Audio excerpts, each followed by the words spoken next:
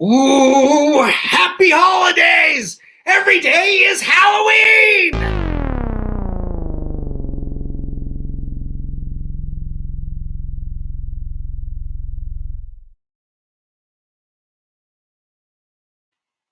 This is COFOH Live Undead. I am your host, Daniel Crosier, and I am way too caffeinated, clearly. But tonight, I am joined by the amazing Tob Avery.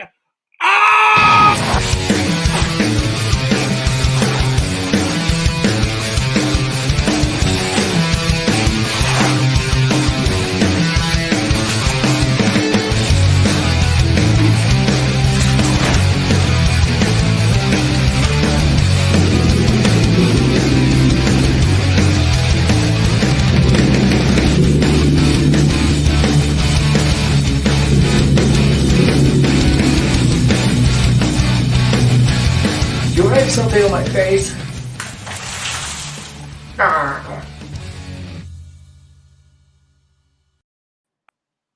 Rob, how are you, sir? I'm doing pretty good, man. Good. Good. Thanks for joining us. Yeah, thanks for having me on, man. This is pretty cool. Cool. Yeah. Rob, you're the director of Slashers Gone Wild, and so many more slasher films, horror movies. Tell us a little bit about yourself, who you are, where you come from, and how you got into filmmaking. Oh wow. Oh, I'm Tob Avery, and I'm from Dayton, Ohio. How I got into filmmaking? Well, it started with watching horror films. I just love horror films. My first one I saw when I was 3 years old. It was Beyond the Door. My parents took me, Wow. and I remember there was a scene where the priest vomits into his hand. And the girl vomits into her hand and holds it out to the priest and says, "Do you want some?" And I just died laughing. Oh, I was like a 3-year-old kid laughing in the movie theater. They threatened to kick us out because I was laughing so loud. nice. Oh, that's hilarious. At age 3, no doubt. Yep. Man, so you had a really early exposure. Yeah, I sure did. Yeah, maybe it just kind of turned me into like the ultimate horror fan, because I watched horror films with my family, and it's after that, it's like they started getting really cool and creative. And I say right around the 1980s, with the gore and Tom Savini making special effects and all that. And it's just like, and then I started becoming fascinated with special effects because I really liked the gore and like making something look gross out of ordinary objects. Like I could go to the grocery store and buy some flour and some food coloring and some corn syrup, and then I can make something that looks so nasty that someone just looks at it like they lose their lunch. When we premiered Slashers Gone Wild, I passed out vomit bags to people. It was one of those deals. Inspired by the 1960s. When they used to do that stuff all the time. That was was just kind of me emulating that. Yeah. Oh man, that's cool. It sounds like at an early age, figuring out how to do special effects. What a fun art project. Yeah. My first gore effect, I didn't tell my mom. I just took some. It was like some type of wax stuff, and I put it on my forehead. Okay. Oh yeah, it was her chapstick. Yeah, I took the chapstick, and then I took some of her makeup, and then I blended it in my skin and all that. There's some stuff that you can get. This stuff that really burns. It was this red gooey stuff that came out, and anyways, I put that in there. It looks like blood. Right. And so I come down. I was like, "Oh, Mom, my head hurts," and she screamed. And then and I was like, "No, see, look." And then I smeared it, and she said, "That was not funny at all." And then she started laughing because that's just the way she is. That's awesome. You can always go back to her and say, like, "I learned it from watching you, Mom," or from taking me to the horror movies anyway. Wow, that's awesome. So it sounds like horror movies were quite the family affair. Yeah, it was actually. Yeah, that's awesome. I recall my dad kind of got me into it as well. Inadvertently, we'd have USA Up All Night, playing, and there's the Toxic Avenger. Yeah, in part 4. I am in that movie for roughly about 2 seconds. Oh, that's cool. Yep. Oh, wow. Nice. So, so you got to be an extra for a day or so? Oh yeah, it was a lot of fun. Nice. I would have got a chance to do more, and then I had this nasty allergic reaction. I had to leave, and Oh no. I forgot to bring my allergy medicine with me, so I lost out on an opportunity. I was like, man. Oh man, was that about like the time that you decided, hey, I need to start making my own? Oh no! By that time, I had made a couple movies, Oh, Lunatic, cool. which no one has seen, and then Scream for Christmas. Yeah, Scream for Christmas. That one is that's a lot of fun. Yeah. And then of course Slash Gone Wild, Bloodbath, but I hadn't done that movie yet at that time. Okay. Nice. The with Scream for Christmas, tell us a little bit about that process. I saw it on. It's available on Amazon Prime, right? Yep. And so everybody that's watching right now, go to Amazon Prime. Not now, but after the show. And but it seemed like a fun slasher film with a bunch of friends getting together and making a creative project. That's kind of the vibe I got. What was your influence on that? Yeah, basically, I always loved Silent Night, Deadly Night. Yeah, no, that's like one of my favorite movies. And of course, it's like I don't want to make an exact clone of Silent Night, Deadly Night. And then at the time, Scream was popular, and I was like, yeah. And then it's just like, and then it's the two just kind of like smashed together in my mind. And then I just kind of vomited out the script for Scream for Christmas. And yeah, that was I wanted to create the most on purpose ridiculous ending that nobody could guess.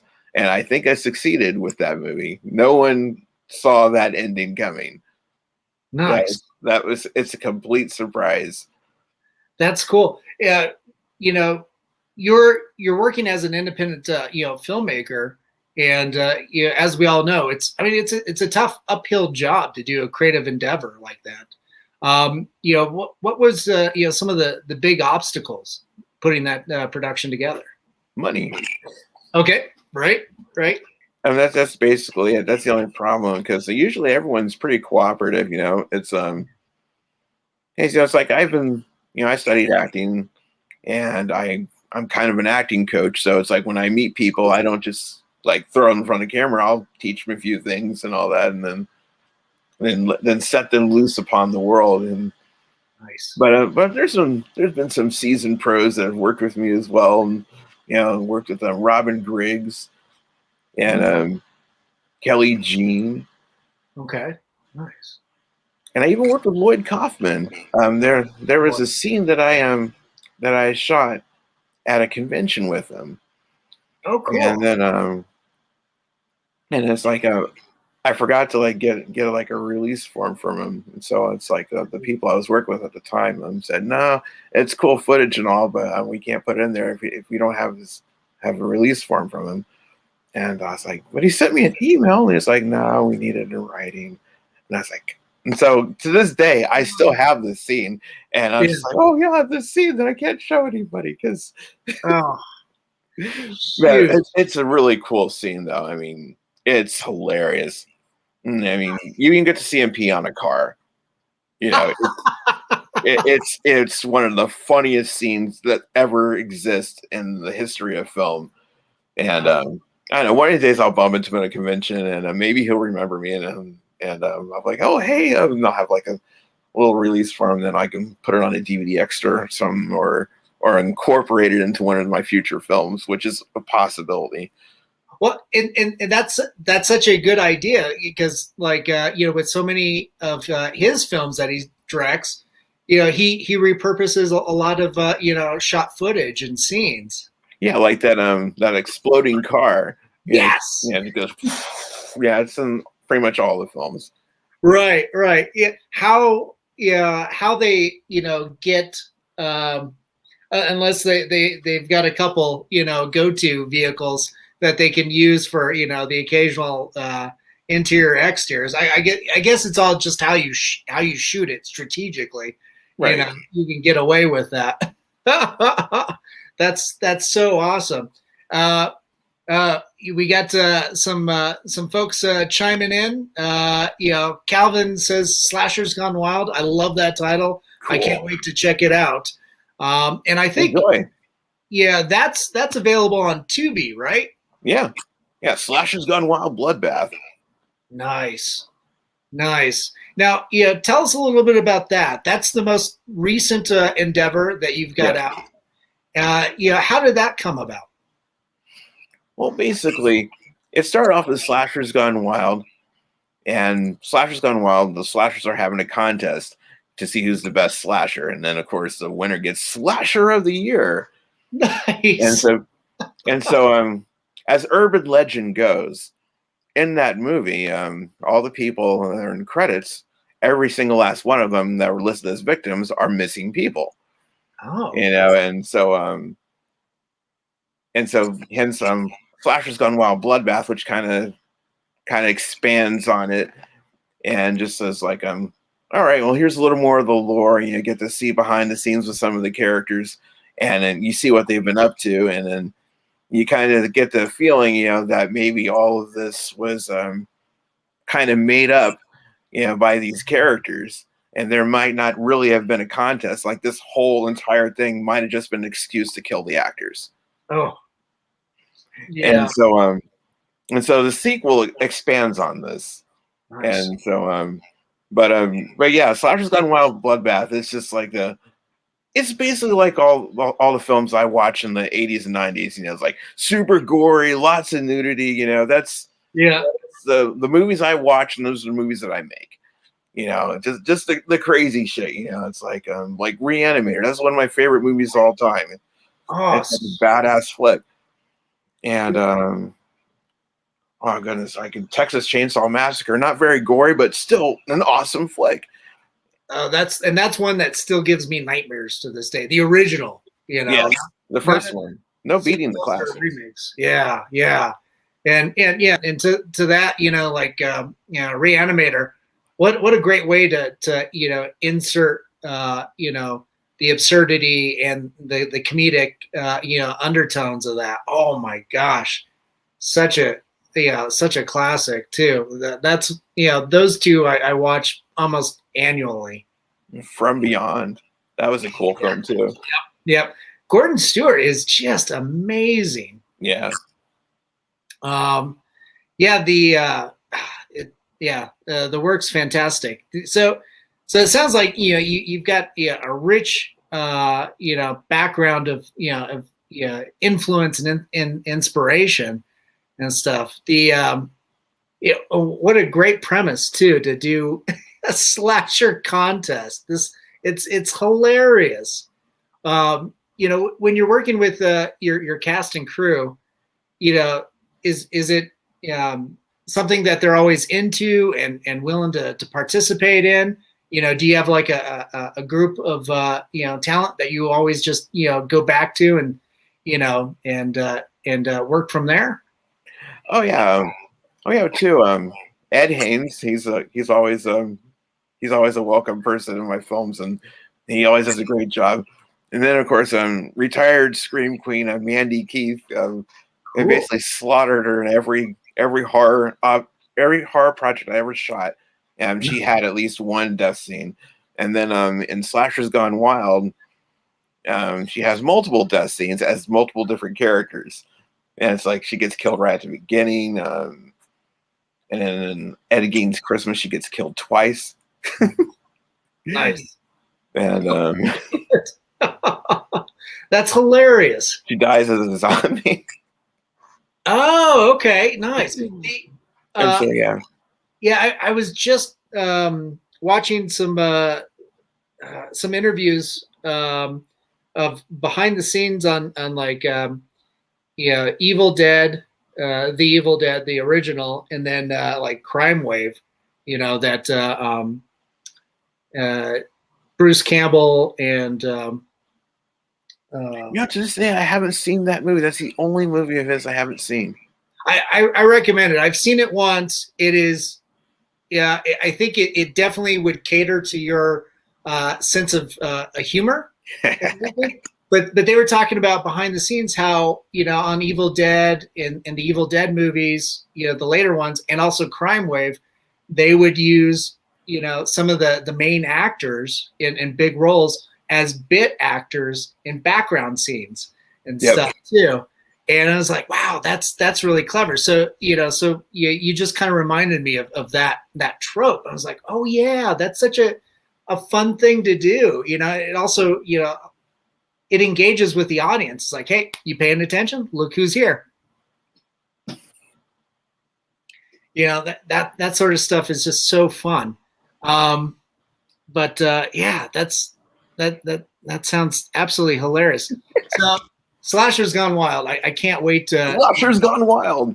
Yeah, God, that is just absolutely hilarious. Yeah, especially when you say it too. That you really sell it. It definitely reminds me of was it The Girls Gone Wild? Yeah.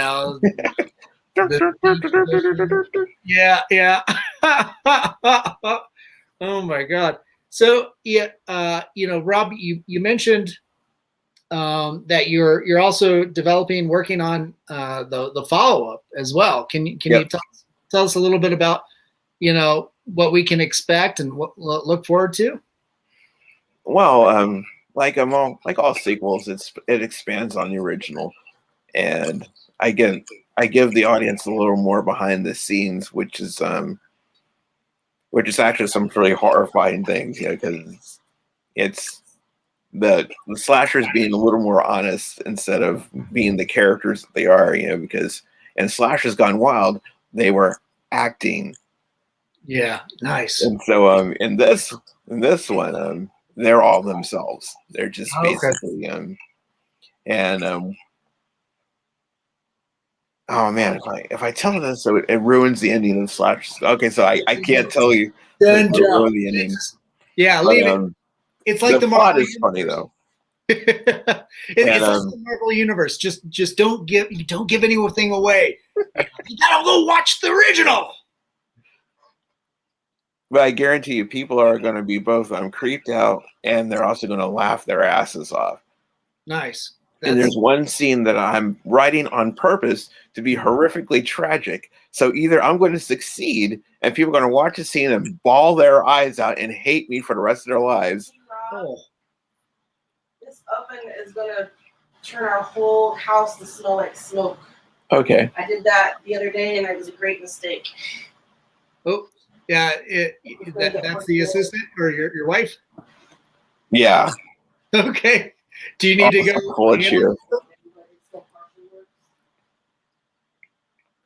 Give me a second here. Yeah, no problem. No problem, Rob. Go take care of that. No problem. So while Rob's taking care of an emergency, for everybody that's watching, make sure to go to worldparody.com. That's his website, and you can it has a bunch of links to where you can find all his films.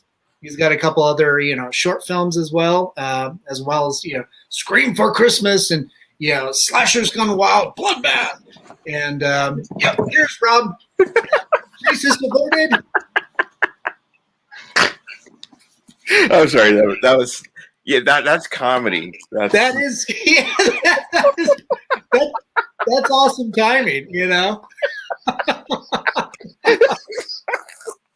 Ooh. Okay. Oh yeah, no worries. These things they happen. When they pop up, you got to go get it. Go address those issues. Oh man. Hey, I have some delicious chicken wings waiting for me after it. Excellent. Yep.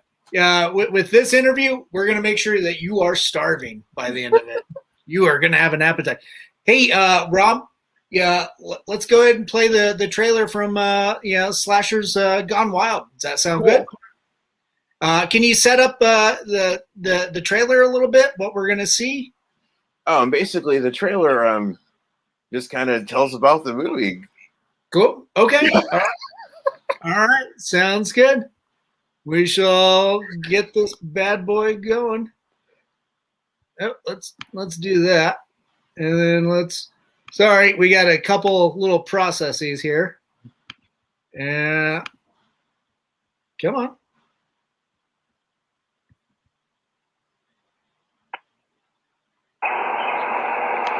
I'll tell you about Tob Avery. He's not a filmmaker.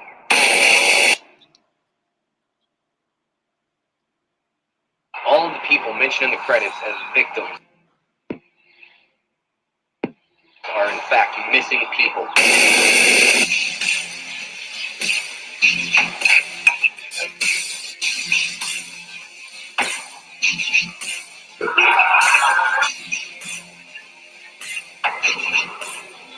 So dead.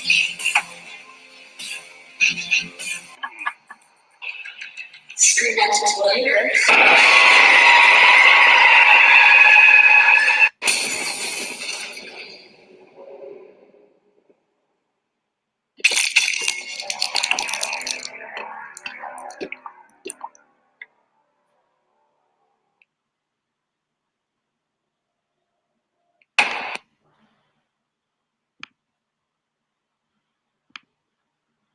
Nice. That's so cool. I love it. It's got that that feel to just a second. It's got that feel of like some of those 1980s, 1970s horror trailers. Yeah, that's what I was aiming for. Yeah, but plus all the love and nod to some of the trauma films from Lloyd Kaufman. I can really kind of feel that influence just based on the trailer alone. So yeah, you can thank that awesome trailer music to Nurse Hatchet, man. She did most of the soundtrack for the movie, and she also did some really awesome scenes.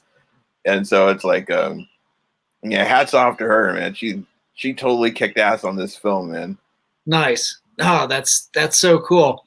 The with you being out in like Dayton, Ohio, I'm out here in Denver, Colorado, and so we've got our different kind of film scenes going on. What's the horror film scene like in Dayton? Is it pretty easy to work with other people and get a bunch of resources together and stuff? Or oh yeah, it's like filmmakers like all over the place here in Dayton, and all different genres. Nice. And I think one Henrique. I'm terrible at names, but he made the Babysitter Massacre. Oh, cool. And oh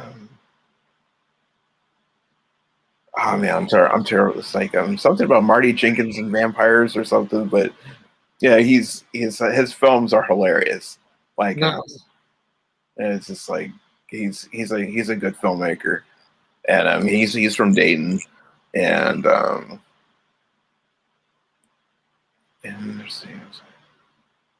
there's others too. I mean, it's just yeah.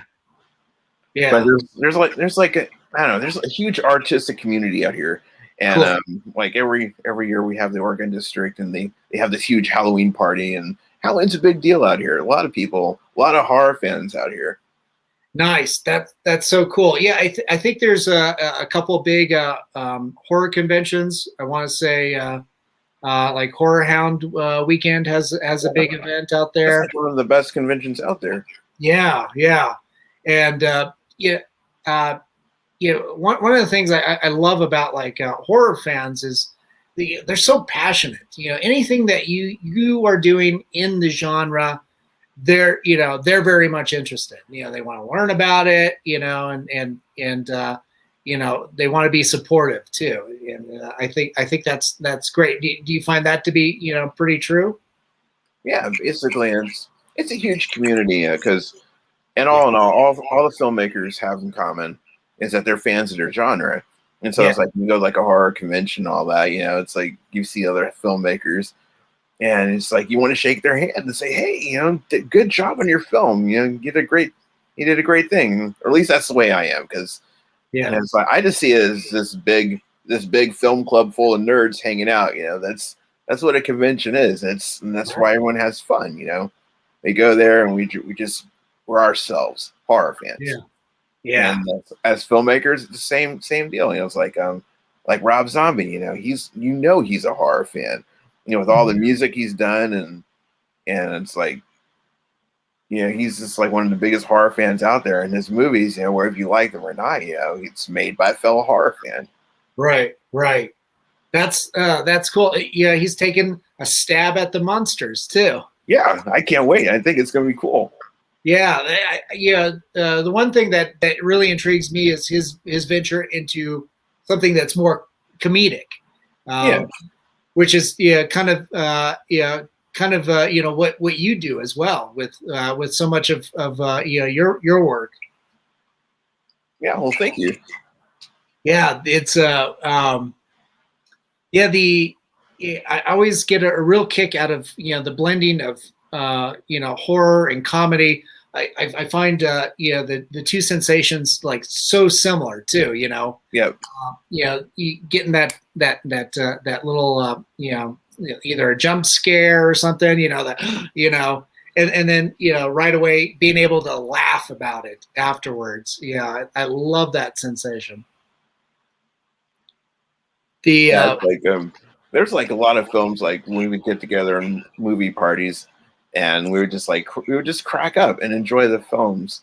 Like one of my favorite films, Tim Ritter's Truth or Dare. You know, that's like one of my inspirated, because I saw a movie and I was like, I want to be a filmmaker after seeing that film. That film and Redneck Zombies.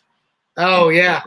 Those two movies combined, I was just like, that's when I got my start. That's when I got my start. I was thinking that's what made me decide. And so you have those two films to thank for me picking up the camera and deciding to do something with it. Cool. That how early on was that? Was you still when you were in your teens? I'd say probably like 18, 19 years old. Okay. Nice. Now, and you mentioned too that you were doing like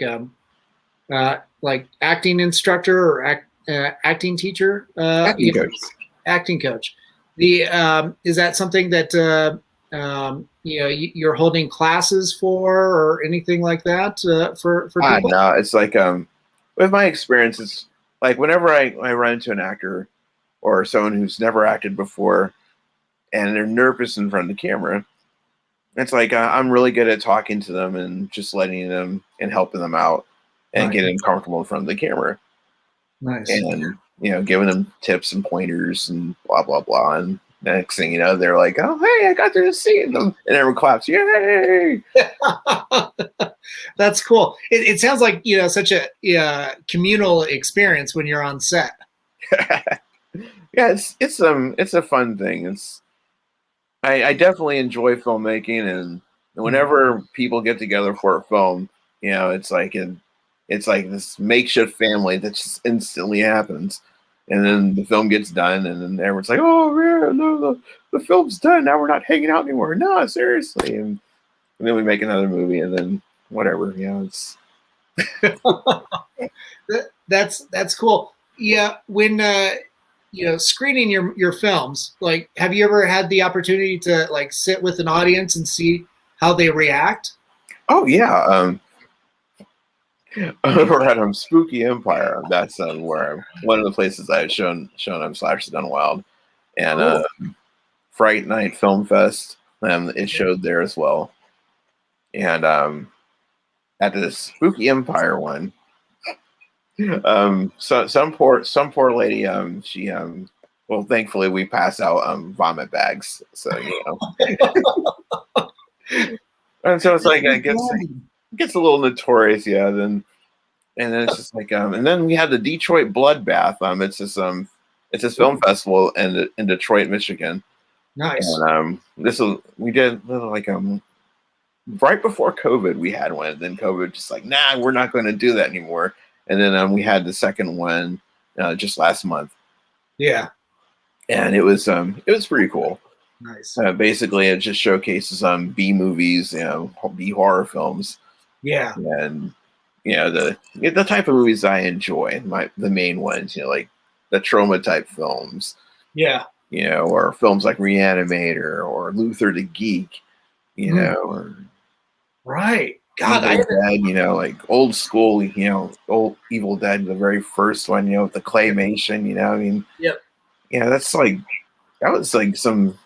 was pretty cool. I mean, the creative mind that put all that stuff together and into a coherent piece that everyone just revisits. Because how many times have all of us horror films watched one of the Evil Dead movies? Do we just watch it once and put it away? No, you watch it like every other month or so. It's just like you have lines memorized, and so it's just like that's just I don't know. That's cool. No, that's that's the thing that you're into. That's the culture. Yep.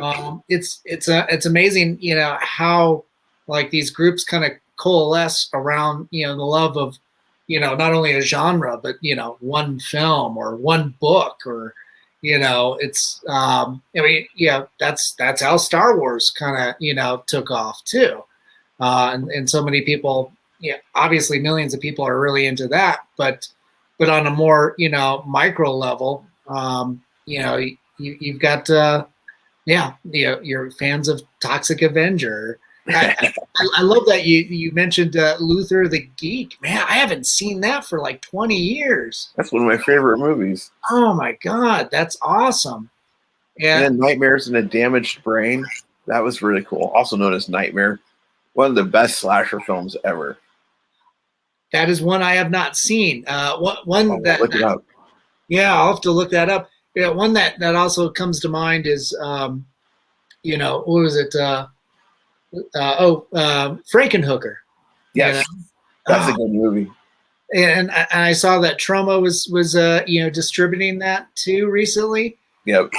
And that's got a pretty decent cult following as well. So that's not when it first came out. Yeah, I think I saw it on VHS in the 90s. So it was several years after it came out.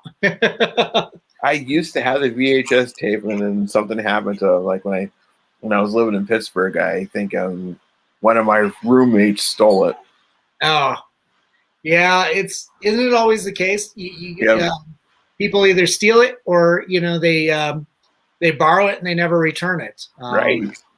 For the longest time, that was the case with I think Cannibal the Musical for me. Oh, really? Yeah, I'd have the VHS and I loan it to somebody. I never see it. I buy another one, loan it to somebody, and then it never got back. I was like, all right, I got to stop doing this. Yeah, I got to be no more generosity in that sense. I think everybody has a DVD or something like that in their collection that they acquired like that, though. Yeah, probably. I'm trying to think what. Yeah, not my VHS collection. Maybe my DVD collection. Your brother's DVD, sure. Yeah. I think I've got a couple. Oh, I've got Hanna-Barbera cartoons that people dropped off and they never picked it up again. But I could have been nicer and just gone out of my way and drove it across country and give it back. Yep. But no, that's. Or now these days you can like send a drone, just like. That's pretty cool. Yeah, Amazon drones. I forget where they're active at, but they have them now. Yeah, I thought they discontinued that because they had some issues. Interesting. Oh, I had no idea.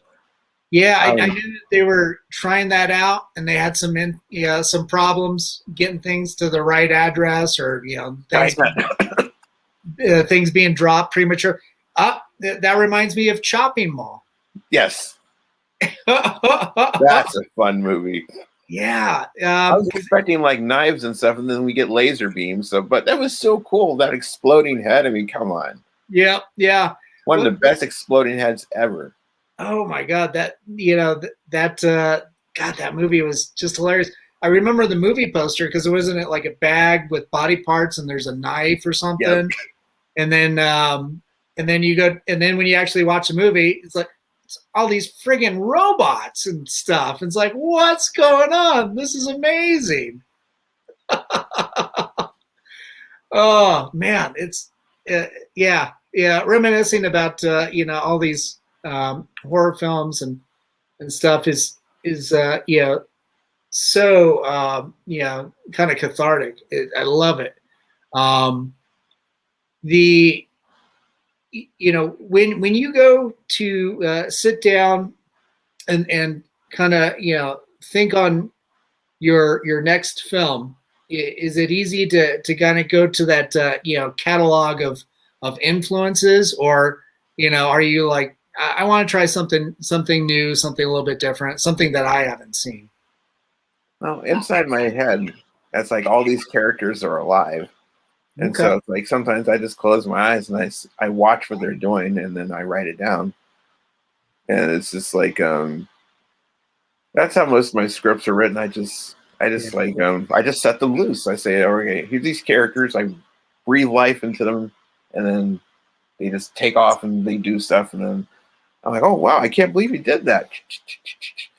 And then sometimes they're inspired by like real life events, like we might poke fun at a news event or something, or like a personal issue, or or sometimes social commentary, which every film has, and of course, being a world parody, we always have something that we're going to make fun of in every film, right? And this particular film, the one thing I can tell you about the sequel is it's more of a mockumentary than Slashers Gone Wild was. It's more aware of itself because it's from one of the characters' point of view. Okay. Nice. And he's like like Lunatic Rob. He just kind of takes off and does his own thing while the other slashers are dealing with their business. Mm-hmm. And this is where the comedy comes from, because he's kind of in a really pissy mood, because another plot device I guess I can give away is he's supposedly real. So when he looks on the internet, he sees reviews. Yeah. And so anybody that gave Slashers Gone Wild a bad review, he's basically he's got that person on their list. Nice. And so that's part of the storyline there, and then the other part I can't say because it gives away the big huge reveal at the end. So right. No, that's but it's called Wrath of the Zombie Lord, though. So I mean, ooh.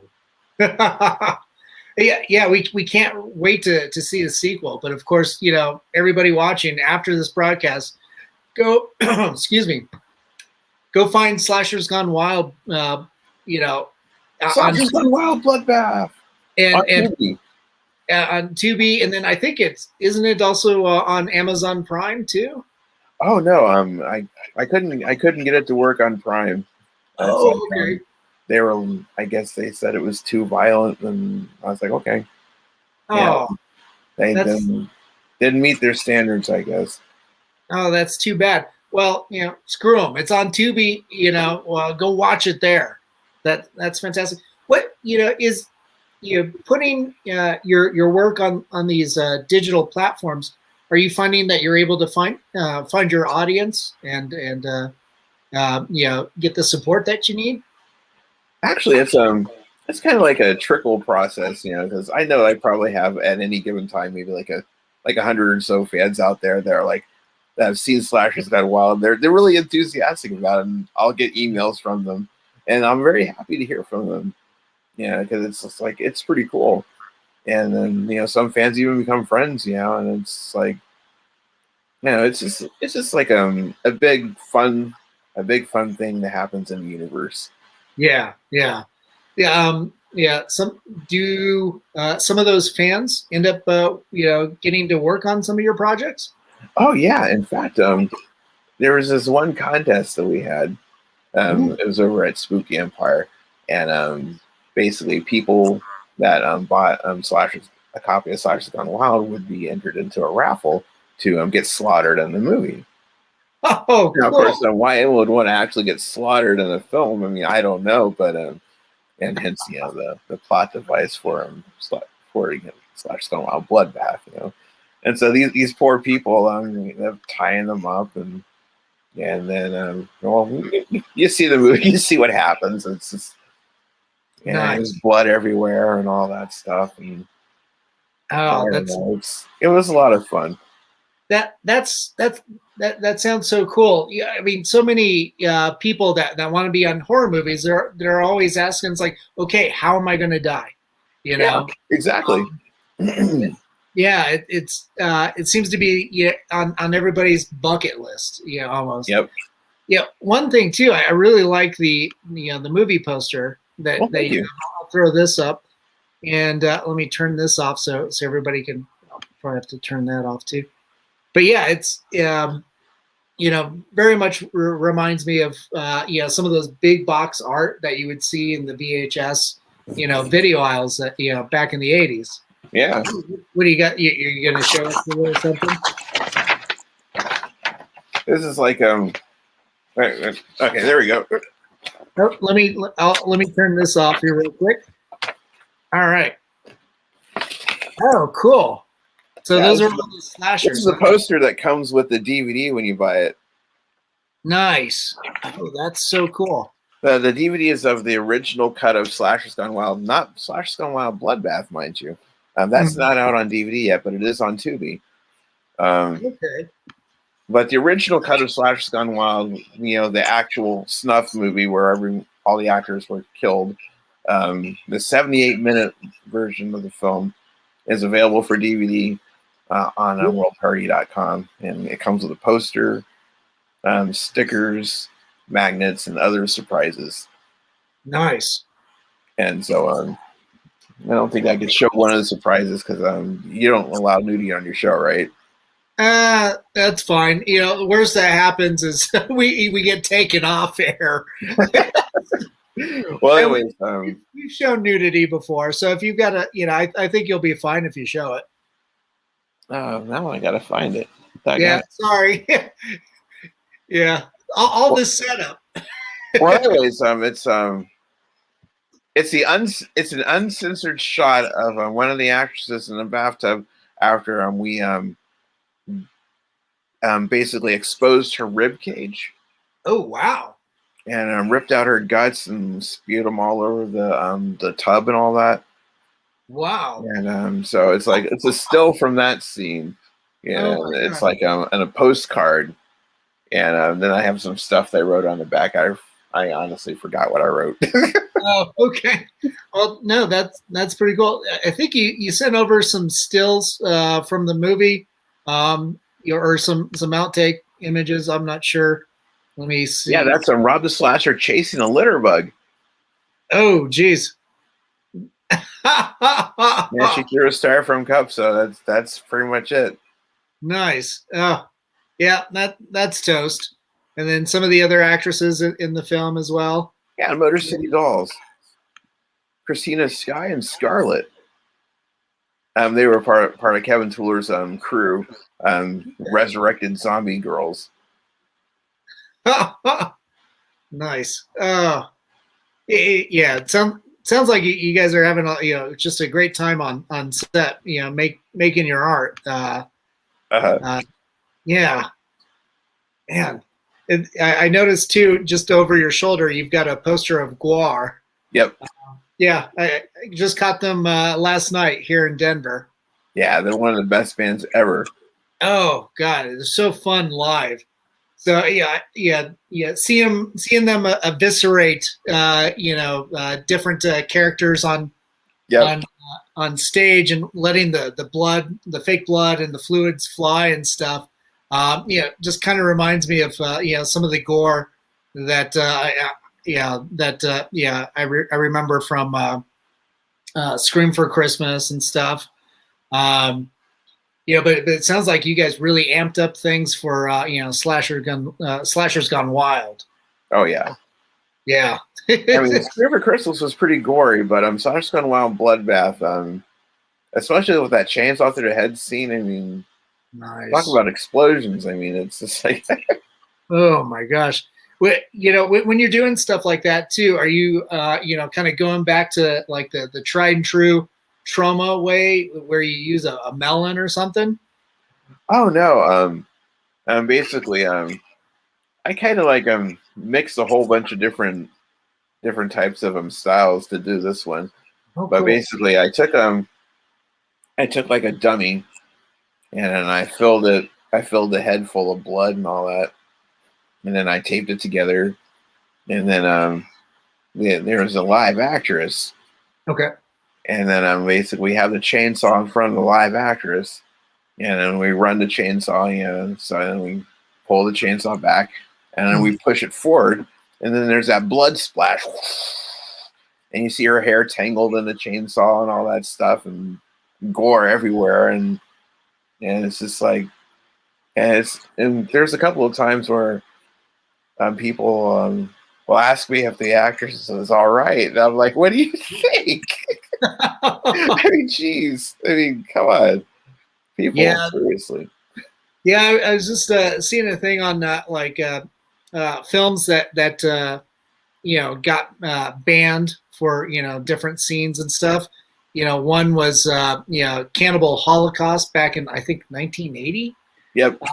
And the filmmaker had to prove to authorities. I can't remember if this was in the U.S. or in Italy. Yeah, they thought they really killed his crew. Right. And had to prove that the actors were still alive. Yep. Yeah, it's like, oh man, it's pretty intense when you have to do that. But at the same time, that kind of plays into like the the mythology and the around the film and around your work too. It sounds like.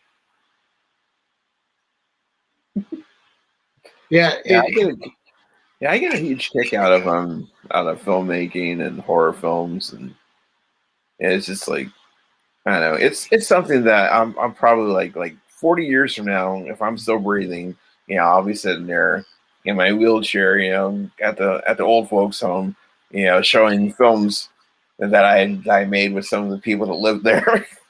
Nice. Massacre at the hospital or whatever. I don't know. That would be fantastic. Especially Old Folk Home Massacre. Another idea for a movie. I'm kidding. Hey, don't throw it away. They did Bubba Hotep.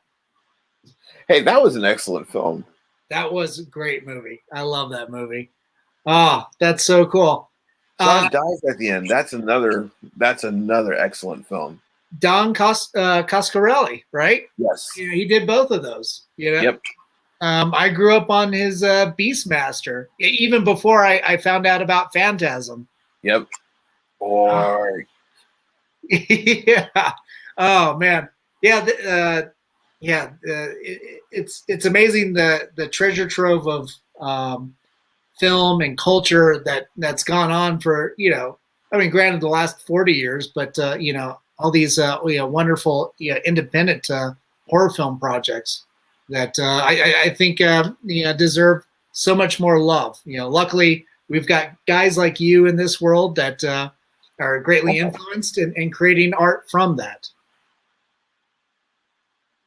Well, I try. There's some people like, why does he stop making movies? His movies are terrible. And then some people are like, oh, we love his films. There's all sorts of opinions out there. Like one critic, I kid you not, said that Scream for Christmas was shot on Shitio. That he read that in this review, and I'm like, wow, that's childish. I mean, come on, are we like in like third grade or something like that? I mean, geez. I mean, the mentality of some of these people that do reviews, it's just like, I don't know. Yeah. And then I don't know, but everyone's got their opinions and all that stuff, and then of course I'll get like a couple of emails from people, and they're like, "Oh my gosh, I love the movie! It was super gory, and I loved it." And so it's just like, and then they'll put a shout out on their Instagram, and I'm just like, "Oh, see, that's like the best review in the world. Like when a fan actually gives you a shout out on their Instagram, just because they love your movie, and also it's like, yay, cool, I got a fan." That's awesome. That's so much more endearing. And it fuels that fire to get to work on the next one.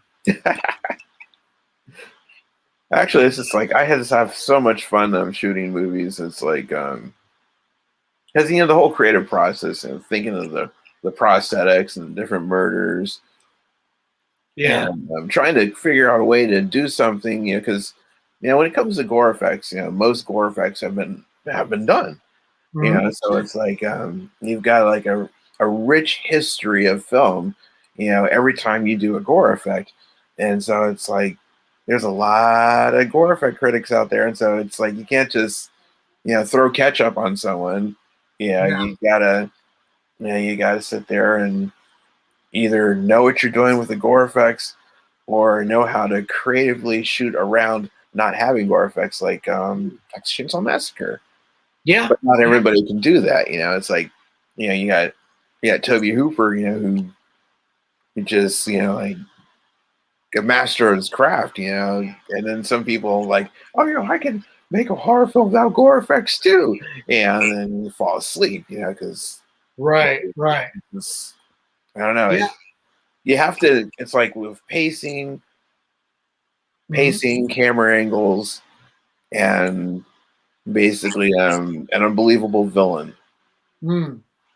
And that's what Leatherface was. When he came out of that darkness, he was just like a living nightmare. I can imagine what it must have been like back in the day when no one knew what that movie was and they saw it for the first time, how it must have scared the shit out of them. And that's why it's so notorious, because back in the time where it came out, movies weren't that intense. They didn't. It was, I guarantee you, a complete surprise for most people. Kind of like Jaws. Right. Yeah, it was pretty revolutionary, I think, to some degree, because it was like with Texas Chainsaw, it felt like a almost documentary style.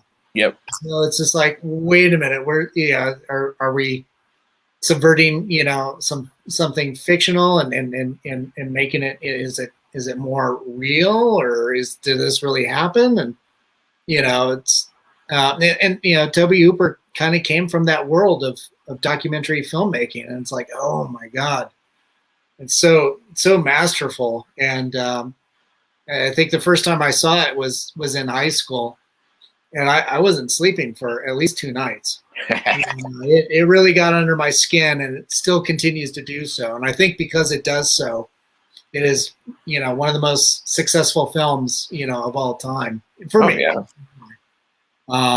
But and to that extent, Jaws is too. It's I think after I saw that, I did not like the idea of the ocean.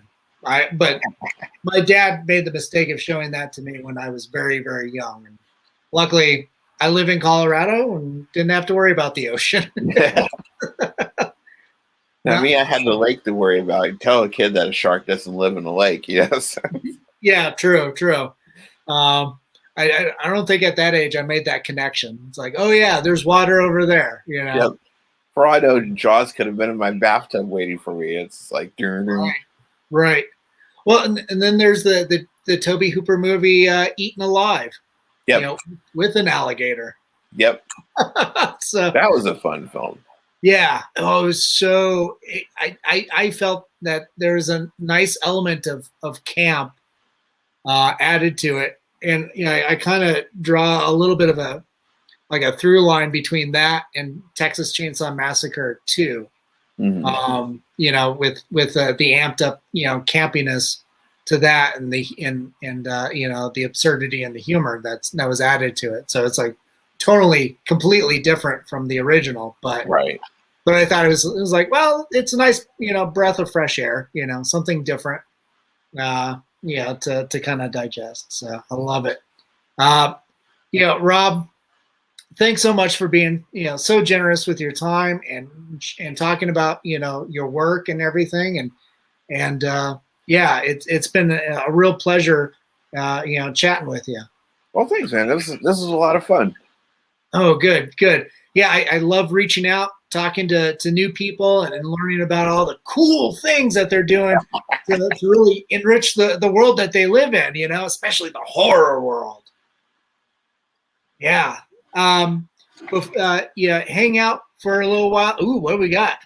Yes. Oh, this is the mask I wear in the movie. Nice. Oh, man. I hope you're wearing that at conventions, Oh, I do every now and then. Nice. Especially at your table or during screenings, And sometimes I'm just like out in the hallways, That's so cool. Plastic machete. Nice. And for everybody that's watching that wants to view your work and support the things that you do, best way to do that would be go to worldparody.com, correct? Yeah, worldparody.com's got everything. Not only do I have links, where you can watch Scream for Christmas and Slashers Gone Wild Bloodbath, but you can also buy the original Slashers Gone Wild there. And you can also buy T-shirts and hoodies and stickers. Sweet. Got it all. Nice. That's awesome. That's so cool. Stick around for a few minutes, Rob, while we sign off. But, thanks again for being on here. Yeah, thanks for having me on the show. This was a lot of fun. Cool. And to everybody that tuned in tonight, thanks for tuning in. And, of course, to our friends at Hellfire Entertainment, thanks for rebroadcasting us on your social media. To Mutiny Information Cafe. If you're going to start a revolution, make sure you're caffeinated. And, of course, our friends at Groovy TV. Groovy, we lost it last year, but we carry on in your stead. And, of course, Alien Donut Films, Angela and Bill over there, thanks for supporting us. And my producers, Stefan Santa Cruz and Amanda Armstrong. And, remember everybody out there, happy holidays, be good, be safe, help each other out during these tough times. Merry Christmas. Happy holidays. Have a bloody Merry Christmas, right? Bloody. Yeah. Garbage day. Oh, I love it. All right, everybody. Have a good night. Take care. We love you.